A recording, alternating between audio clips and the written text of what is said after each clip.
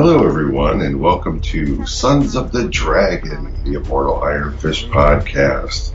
And this is Karl Stout with Rebecca Hart. Yay! Everyone's favorite.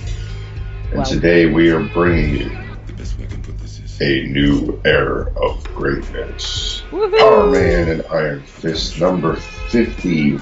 Now, the most unlikely team of all. In the most unbeatable adventures ever. That's how Marvel tried to sell this to everyone. So, this is issue 50 of Power Man and Iron Fist. It came out on the 1st of April 1978. It is John Byrne drawing, Chris Claremont writing, and it is the last one that they did of Power Man and Iron Fist. The cover's pretty cool. We've got our boys running forward, both got a fist out, and then all of the secondary characters in the background. Most clearly, Misty. Yep, we have Misty, we have villains. Yeah, there's some guns, random police cars blowing up. Are gambling for some reason. Yes, big gambling. And Power Man and Iron Fist fighting two generic thugs. Yes. So, off we go. Very, very movie poster-esque. It is a bit, yeah. Although, like, 78, so old school. Oh, yes, everyone's in flares. Oh, yes. So, for the rest of the credits, Dan Green was also on art, along with John Byrne, Denise Wall, lettering, F. Mooley, colouring, and Archie Goodwin, editor. Yeah. Didn't you come up with a different name in your research? Did I? Oh, the cover artist. The cover artist. The cover artist was Dave Cockrum and Irving Watanabe. Yay. Yay. Who, So it opens on our group after their success in the last issue, although Colleen's now got her arm out of a sling, I noticed. So we've got Colleen, Misty, Luke, Danny, and Jaron. Yes, who wasn't in the last issue, but he's in a very striking pink suit. They're all in flares and full-on 70s outfits. It's amazing. And it starts with, "Today is the first day of Luke Cage's life. And though he doesn't quite look it, the victory party being thrown by his lawyer, Jaron Hogarth, he's celebrating." Hooray. Luke is not impressed with the tux. Well, okay, can we just discuss the fashion for 1 second? I was hoping we could skip that. No. I need to stand up for this. Everyone is in, like, tux evening wear, apart from the billionaire in the room, who's wearing a jumper. Or sweater, I should say, for Americans. Sweater for Americans. Because you might get very worried about what he's wearing otherwise. Yeah. It's a bit short in the arms. There's a little too much wrist showing. Yeah, he's doing a bit of a Steve Rogers in the MCU of not wearing something that fits. But he's in green, at least he's in his colour. But yeah, he's the only one, and he probably owns a tux, so whatever. They've got Luke all dressed up, he's not very comfortable in it. He says it's better than a prison uniform, but not by much. And then I think we find out later why he's actually not comfortable in that outfit. Oh, I'm sure of it, but like, I still want to know why. I'm going to bring it up, trust me. Cool. I will still want to know why Danny's not in one, but hey! So... Are we going to discuss the wallpaper? No, it's fine. That's fine. I just wanted to point out that Danny's in a sweater. Huge, gigantic, Luke Cage. I don't even know what to call it, picture of Luke Cage, like, punching through the prison wall with freedom above his head. That's diorama kind of thing. But I'm sure that's just like, that was probably like the second choice cover that they just decided to use again. Mm-hmm. So, then we go to the discussion they're having with the lawyer. Oh, actually, it starts off with Misty saying, "All well that ends well. A-Cage a couple of times these past 6 weeks." So, obviously, 6 weeks have passed since last issue. Mm-hmm. I thought our plan was going to backfire and the feds were going to throw you back in the stir. I was never going back, Misty, no matter what the judge said. There's Jared going, no. But he's basically saying that they've got the evidence that proves he's innocent, as we know. And then the warden of the prison comes to extend his congratulations. And Luke's he's still a bit grumpy. He's quite grumpy in these first issues. Yes. And then Misty offers him a job with Nightwing Restoration. And he's like, working for 2 lady private eyes ain't quite my style, Misty. Bigot. And as Colleen points out, it's a job, Luke. And then, much like you pointing out the color of a grapefruit. Yes. It's a job, Luke. And he's like, but I've been a loner all my life. I'm not sure I want to change. Which is better than saying he doesn't want to work for 2 women. To at least say he's used to working for his own. And Misty just says, oh, I'll think it over. You could do a lot worse. While Danny's saying, oh no, somebody else said it was more champagne. And Danny's like, yeah, it's my party. It's not really your party, Luke. You're just, Danny, you're probably just paying for it. It's supposed to be for Luke, but whatever. Actually, how are you reading this? How am I reading it? Digitally. I wonder if they tweaked that word bubble, because I have the original issue. Oh, what's it say? That word bubble is clearly coming out of Luke's head. Interesting. Huh. It doesn't look like Luke to me. Maybe it is Luke. It just looks a bit skinny to Luke. Maybe it is Luke. Fair enough. And then Danny's like, alone at last. Oh my. You've changed your name, huh? Jaren says your real legal identity is now Lucas Cage. That's right, the man I was died that day. I went to prison. Somehow it doesn't feel right using that name anymore. Luke, how do you feel? Kid, if you lived 1,000 years, you'll never know. Oh. Well, he is the immortal Iron Fist, you know. No, I'm kidding. And then he says, only if he eats the apples. I know, what a fool, what a fool. And Luke says, if I live forever, I'll never forget. Yes, we get a flashback to all his time in the prison, being beaten up. For details, see Hero for Hire #1. He talks about why he got put in there, blah, blah, blah, blah. That's for anyone who's just picking up the comic first time. Going for the experiments, thinking it would lead to a quicker parole. The guard who was beating up, deciding to kill him, it backfiring, him escaping, yada, yada, yada, going on a run, changing his name and becoming the hero for hire we all know. Yes. And then we get to the court case where he's being declared innocent of all charges, which is the first new bit that we've heard about but not seen, with Jaren representing him in court. And back to the party and Luke saying, you'll never know how sick I felt when they put me away and how gut-busting good I feel tonight. I ain't just free, Danny boy. I've been reborn.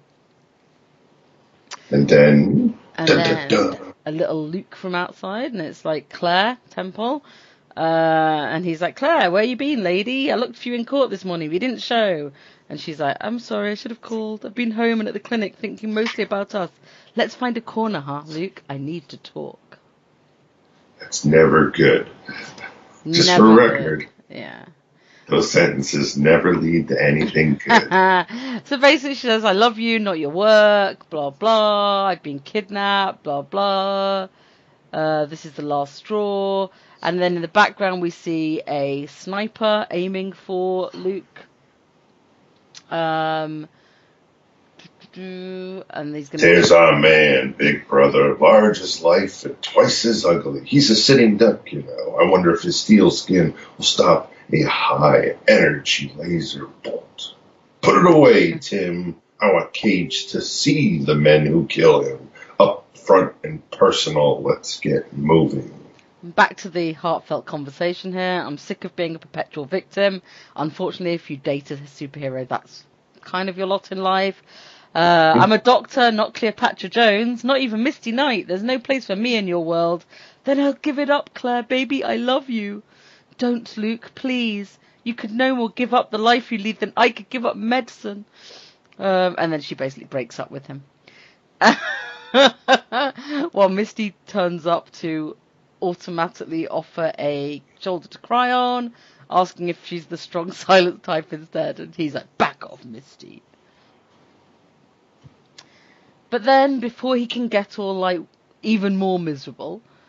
Scratch. Yes, the boys who from the rooftop crash through the window, I'm guessing, because I see broken glass, but it's not very obvious it's a window. And they seem to have little jetpacks on their back or something on their back. Yeah, well, you can see him coming in from the scene before with Misty. Yeah.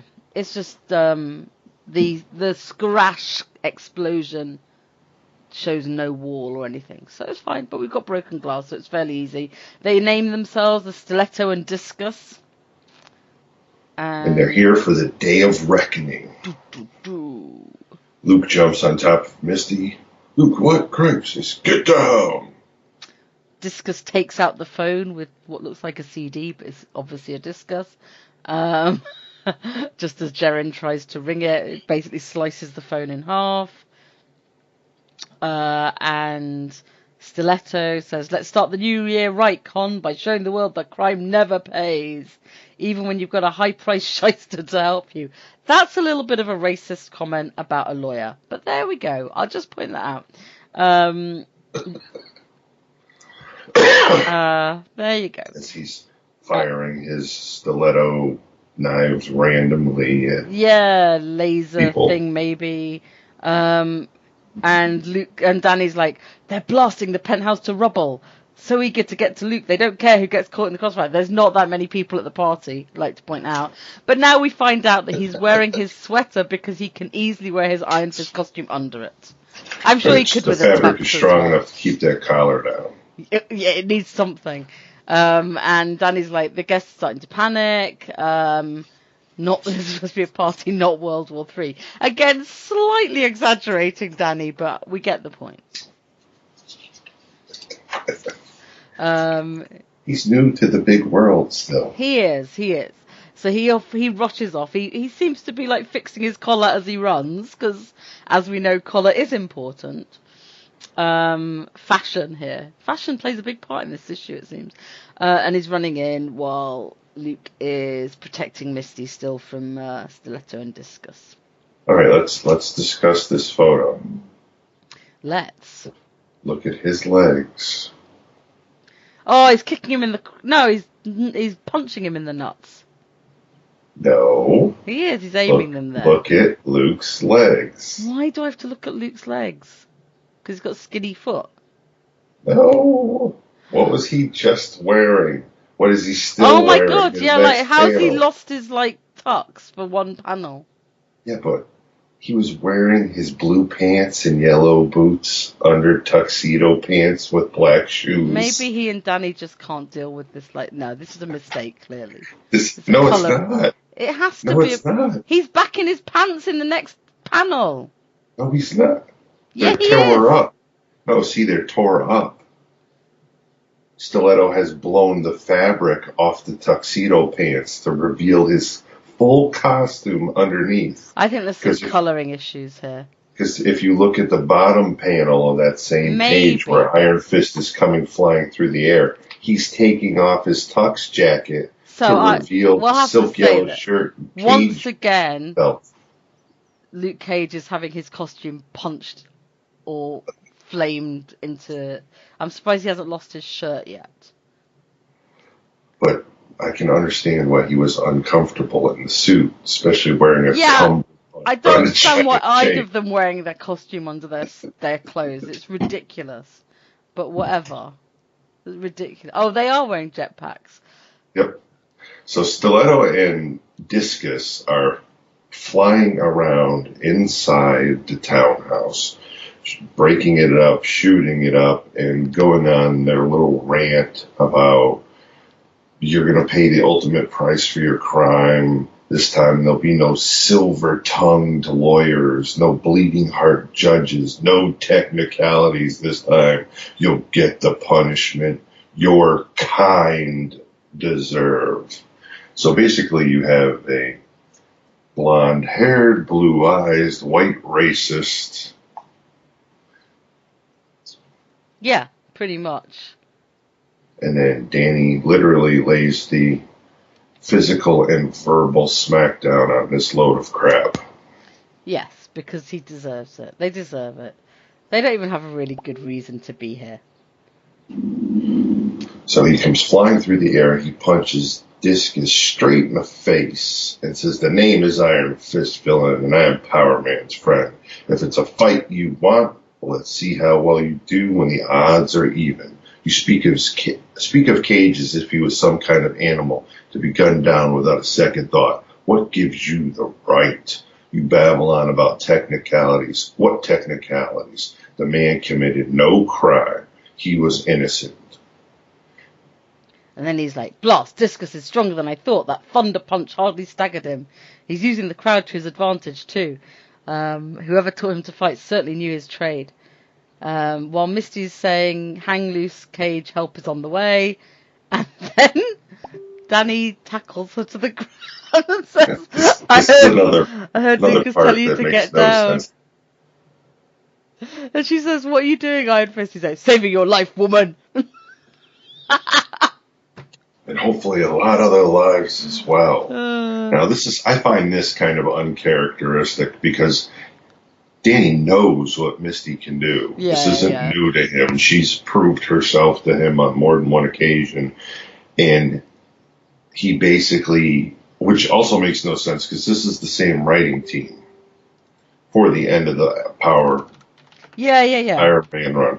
But he basically tells her to, get the people out, get the socialites out, and we'll handle the fight. But she does get her little dig in at the end. "Yeah, Iron Fist, this time I'll listen to you." I know. It's crazy. And then we get, this one's Stiletto, isn't he, the blonde one? He spent too much time blabbing. He left himself wide open with nowhere to hide. Danny's like, "Only one chance. I'll have to put all thoughts of Misty out of my mind. Total concentration." And I also do think the comment you actually skipped is also racist. Which one? You spent too much time blabbing to the local color. Yeah, sorry, they're total racist.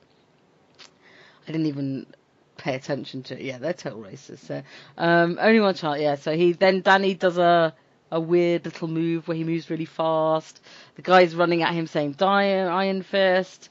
And he's like, "Oh no, nobody can move that fast." Every flechette, he just slapped them away. So he's like batting away these darts. He's not even scratched. And Luke's like, I knew Iron Fist was good, but this. And we go back to Discus. As he's putting on his tiara. Yeah, because, he has to look. Discus is like, "Oh no, it's all going wrong. Nothing's going as we planned. I saw Dad in the crowd. He recognized me, Stiletto and me. And this time he'll turn us in. Ooh, Dad. Exciting." Yeah, there's a couple other comments in this issue that, if they were, I'm blanking on it, but apparently Cage has faced them before. I recognize the names, but like I said to Connor last week, it's a long time since I read the Power Man run. Yeah, so have I. It's been at least 15 years since I ran the original. Okay, probably 3 years for me, but still my memory's not good enough for that even. So, but yes, I mean, the names are familiar at least, so. He throws a disc at Luke and a mysterious model woman.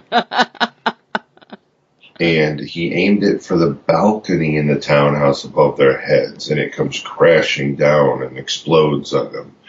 And then Danny screams out, "Luke, that balcony, half the world around it came down on Power Man like a house of cards. Even if Cage survives, that girl didn't have a prayer. Discus knew that when he threw his bomb. How dare you call Cage a criminal? I've seen madness enough to last a dozen lifetimes since leaving Kunlun, but never anything equal to this, to justify murder behind a mask for righteousness and automatically condemn any who try to stop you. Those aren't words to describe you, Stiletto. there aren't words to describe you, Stiletto. I'm sorry, I just No. woke up an hour ago. There isn't a hole deep enough to bury you in, and all like you. Now Discus is getting back up. Interesting costume on this guy. It's like 3 different superhero stuff. Yeah. It's a little bit Flair. like it's a little bit Greco-Roman, and then a little bit. He's still got the sort of tiara thing, and anyway. I guess he's going with the whole Olympic discus throwing Olympic thing.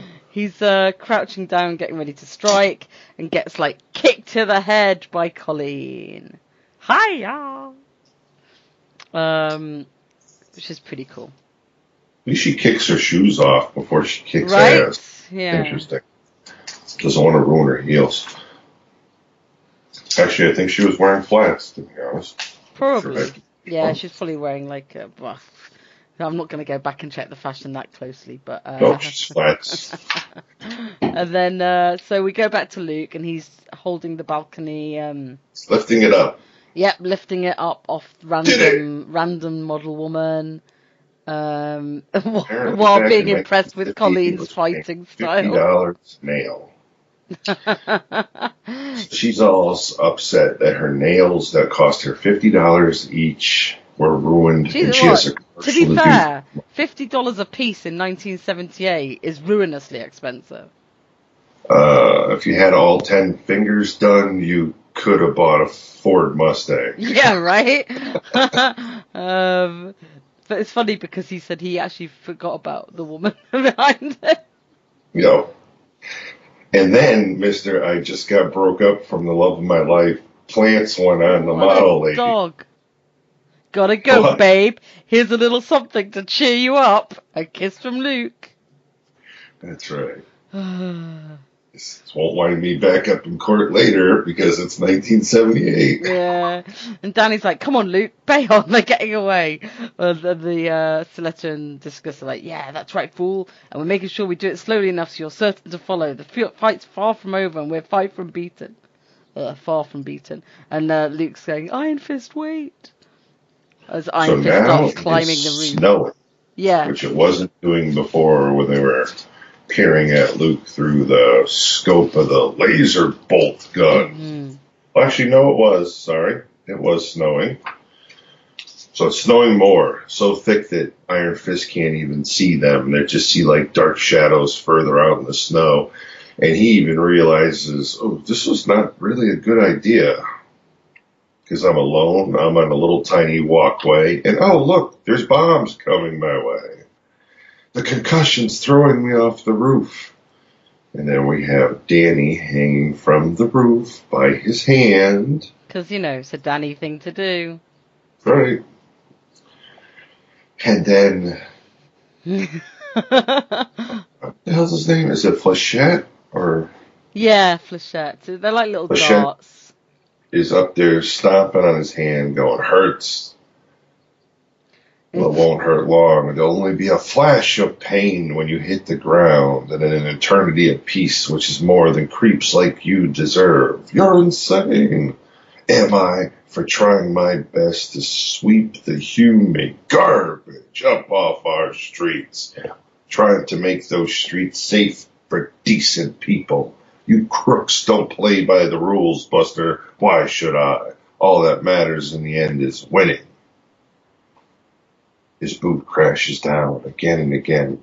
Stiletto smashing an Iron Fist the way Harold Meacham did at Wendell Rand's those long years ago.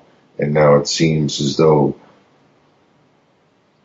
that as the father died, so too will die the son. Yeah, and they've got a little flashback then of what happened back over by Kunlun all those years ago, so you can remember it. And then you've got Luke coming into the rescue. Hang on, kid, I'm coming. And we get Danny. Luke kind of grapples them. He grabs Discus as Stiletto flies away. They go crashing through the roof. And Danny's left hanging on, saying, because of the cold and numbness, he can't even tell if his hand's gripping anymore. And then the catwalk itself breaks, and he goes shooting off the roof. Like 25 stories to the street, maybe 300 feet. It'll be over before I know it. I wonder if Dad felt like this when he... Wait a minute. That dome. There's just a big, large dome in the background. Almost looks like a giant aspirin pill. I remember asking Jaren what it was. He said it was a pliable plastic covering a year-round swimming pool. If I could twist my body, skydive towards it, I should survive the impact. And as he goes splashing into a swimming pool, There's a bunch of people are talking about going out on dates and stuff. They're all surprised. Good Lord. And then we go back to inside the building, where Luke apparently has been bashing in Discus's face because he's not looking good. And Stiletto didn't actually run away. He's come back to like blast Luke some more. Right.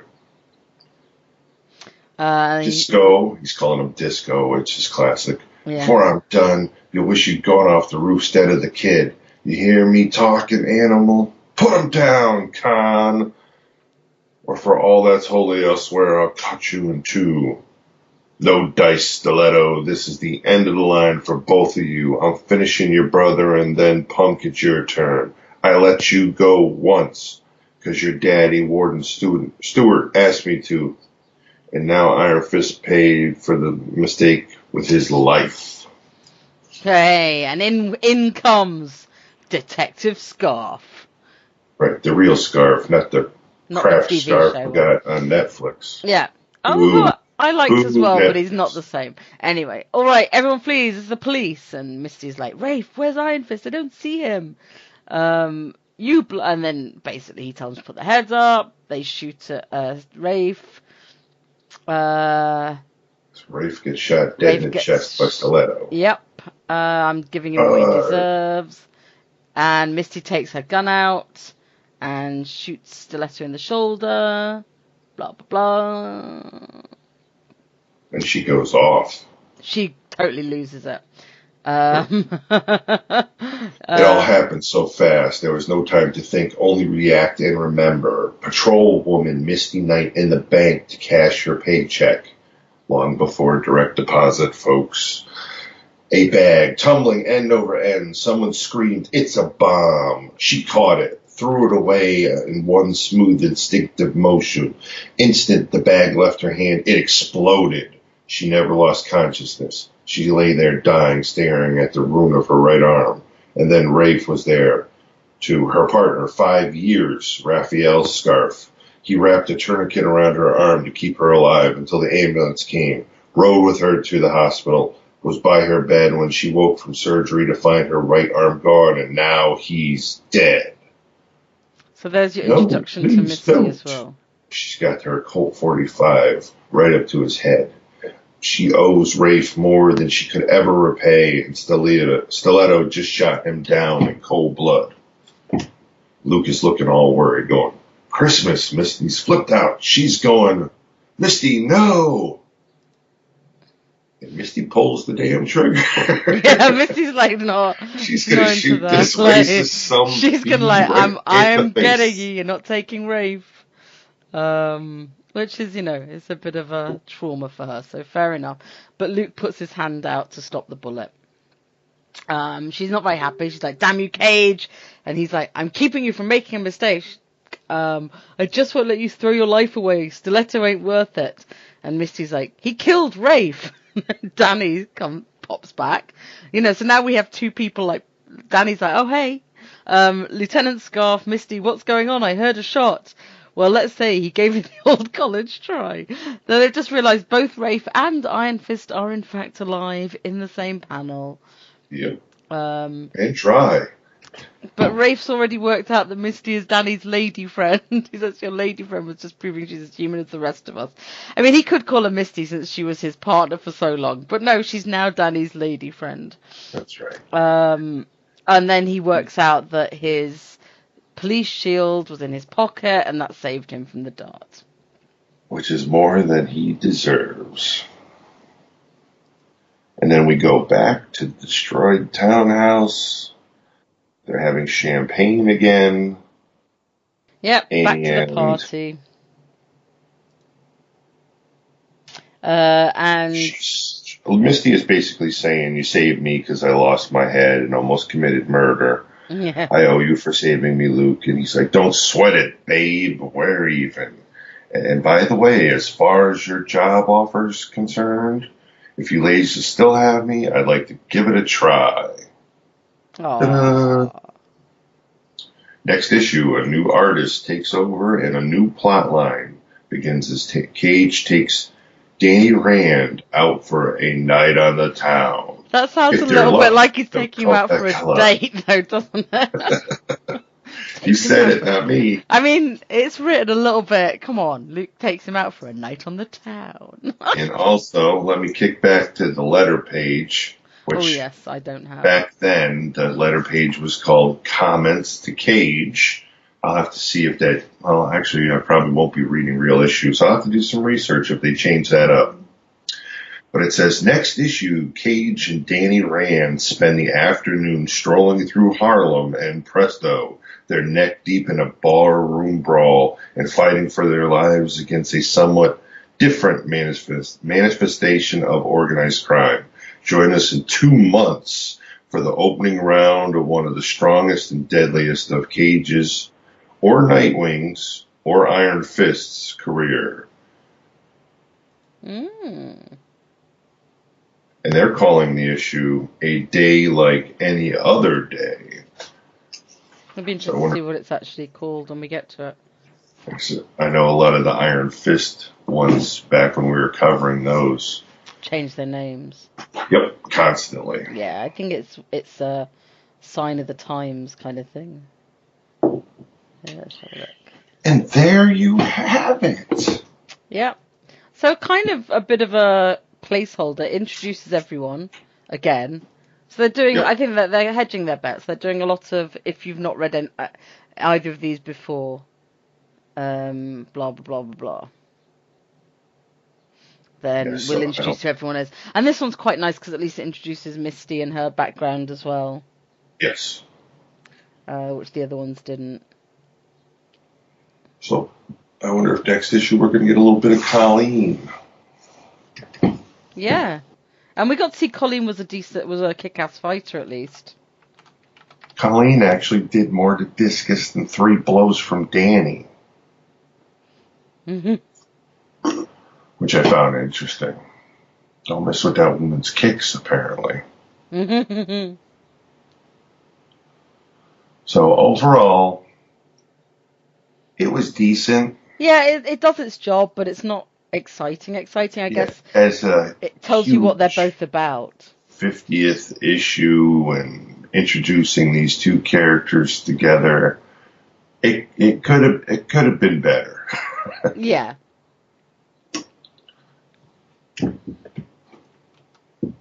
Yeah, I kind of agree. So, but it is kind of nice to see them the team start to get together. You'll get to see the repercussions from the last panel in the next one, where if you're just wondering why Danny's not part of this great work enterprise, you'll get to see him moping a little bit about that, which I think is very adorable because it's a completely natural reaction. But yeah, so that's the issue. I don't think we've got much more to say about it. Anything on the news front as far as Netflix or possible Iron Fist being in a new group in the comics or anything? I haven't heard about Iron Fist possibly being in a new group yet, so I don't think there's any news on that. As far as I know. We'll look forward to what the next solicits say next week. There has been some news on the Netflix front, which I have dug out this morning. Chio Hodari Coker, who is the showrunner for Luke Cage, has been making some very complimentary comments about Iron Fist, and he has been hyping up Iron Fist's appearance on the show. I mean, one of the interviews that I haven't listened to the full interview yet because I've been working since it came out. But one of the screen caps kind of implied that he might not be in very many episodes at all, but I think we were expecting that. But in a write-up of it, it says that He says he hopes he can give all the fans the Iron Fist they hope for. I hope that you feel your prayers will be answered by the way that Iron Fist fits into season 2 and his interactions with Luke. He says it doesn't really matter that people criticise Iron Fist on his series. I'm arrogant enough to think that Iron Fist appearing on our show has a different sensibility. And so it's like, that's the thing. I'm not dissuaded by that because Iron Fist, I think, is a dope character. And I think when you see Iron Fist within the realm of Luke Cage and the way that we do things, I think hopefully people are going to come to appreciate the character differently. And hopefully that swagger that he'll get from appearing in the Luke Cage universe will carry on over to Iron Fist Season 2. And I will get Connor to add that to the show notes so you can go listen to the interview fully yourselves. And that's all fantastic news. I think this guy, it sounds like he wants to make the Power Man and Iron Fist episodes, period. And from his energy there, I say let him. Yeah, he obviously loves both characters. They don't want Power Man. Well, they do, but we're all waiting for the two shows to combine. Yeah, pretty much. And I think Misty being in Iron Fist Season 2 is another stage towards that as well. Yep. So let it happen, make it organic, and from this guy's energy, give him the ball first. yeah, definitely let him have the first stab at it because he seems very into it. And why not? We're all into it too. It's the natural next stage. So... And if you guys noticed from the last podcast, I don't know if Connor's put it in the show notes yet. We're using a new intro music that was provided to us by Peter John Sikowski. I hope I'm saying that last name right. And he gave us the rights to use that music. It's something he threw together, and we thank him very much for that because it's fitting of the urban background that these issues are going to take place in. Less Kunlun, more New York. Yeah, definitely. But thank you guys for tuning in. And thank you. And yes, we will speak to you next time. And hopefully Connor will be back for the next one. And as he also said in the last podcast, we're going to be doing a lot of issues here, and we'd love to have some of you, the listeners, as guests. So if you're interested in hopping on for an issue and talking about your favorite pair, drop us a line, and it just might happen. But thanks, and have a good day. Yeah, take care. Peace. Bye.